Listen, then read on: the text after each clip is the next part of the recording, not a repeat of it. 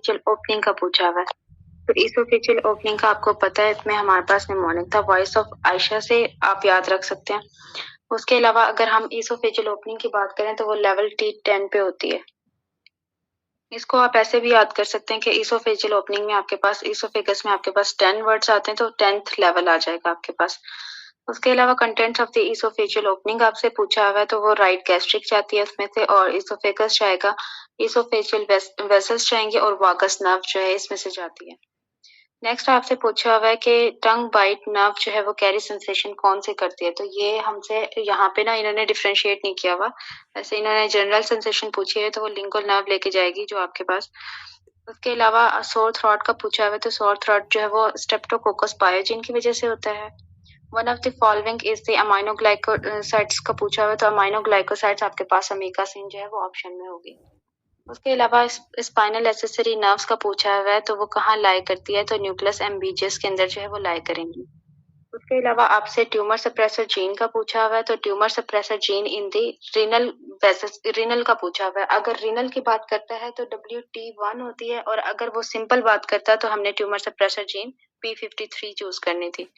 उसके बाद आपसे पूछा हुआ है बर्किट लिम्फोमा की ट्रांसलोकेशन पूछी हुई है, तो बर्किट लिम्फोमा, इसको आप बर्किट वाले महीने से याद रखें कि 8-14 आपके पास आ जाती है क्रोमोसोम इसमें, और सी माइक जीन जो है वो एम्प्लीफिकेशन होती है बर्किट लिम्फोमा के अंदर।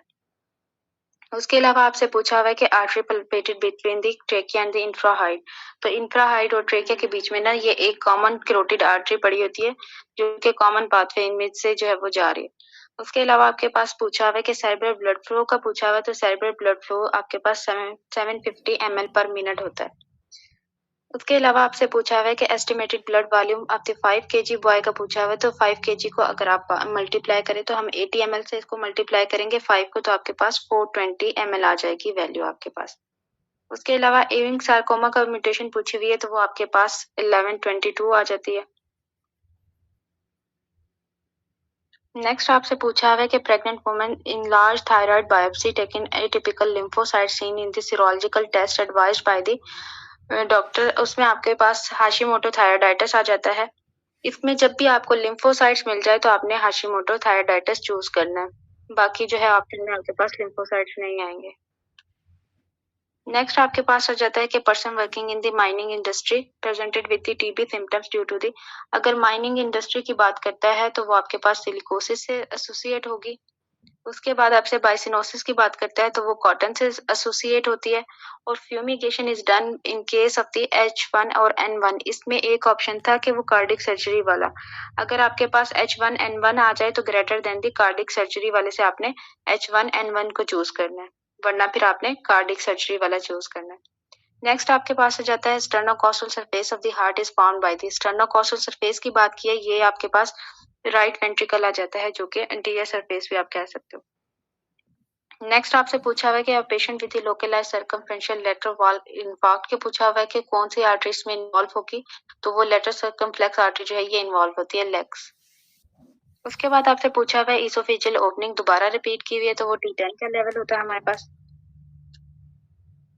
नेक्स्ट आपसे पूछा हुआ है कि which structure passes through the aortic opening, अब देखें आपसे एओर्टिक ओपनिंग का पूछा है, इसमें आपके पास निमोनिक था, आटा के नाम से याद रखें, अजाइगस वेन, थोरेसिक डक्ट, और जो है आपके पास इसमें से जाएगी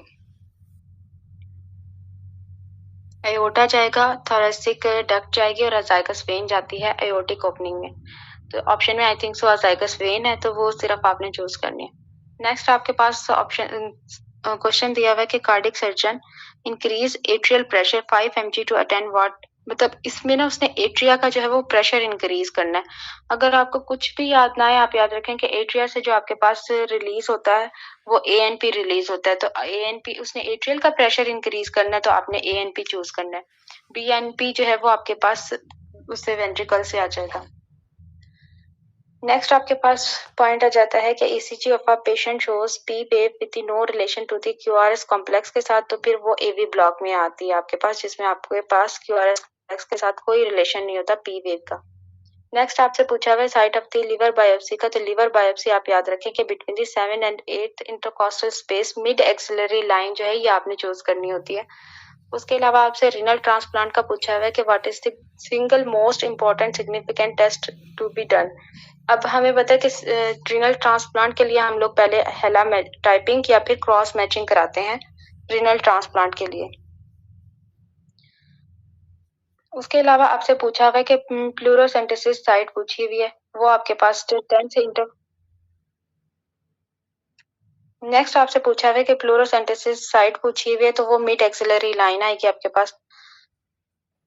उसके बाद आपसे पूछा हुआ है कि effect of the carotid massage vagal stimulation की बात की हुई है एंड इन सुप्रावेंट्रिकुलर टैकीकार्डिया है patient seen on the ECG आपको क्या मिलेगा, उसमें आपको इंक्रीज जो है वो पीआर इंटरवल मिलता है। नेक्स्ट आपसे पूछा हुआ है कि क्लोमेप्रोजीन जो है वो कॉमन साइड इफेक्ट क्या होता है, तो इसमें डिस्टोनिया होता है इसका साइड इफेक्ट। उसके अलावा आपसे पूछा हुआ है थ्रू पेयर चैनल्स की बात की हुई है, तो हैविंग स्मूथ मसल्स होती हैं वाल के अंदर आपके पास। नेक्स्ट पूछा हुआ है कि patient blocked with mild respiratory infection and the chronic diarrhea transfused blood anaphylactic reaction occurred।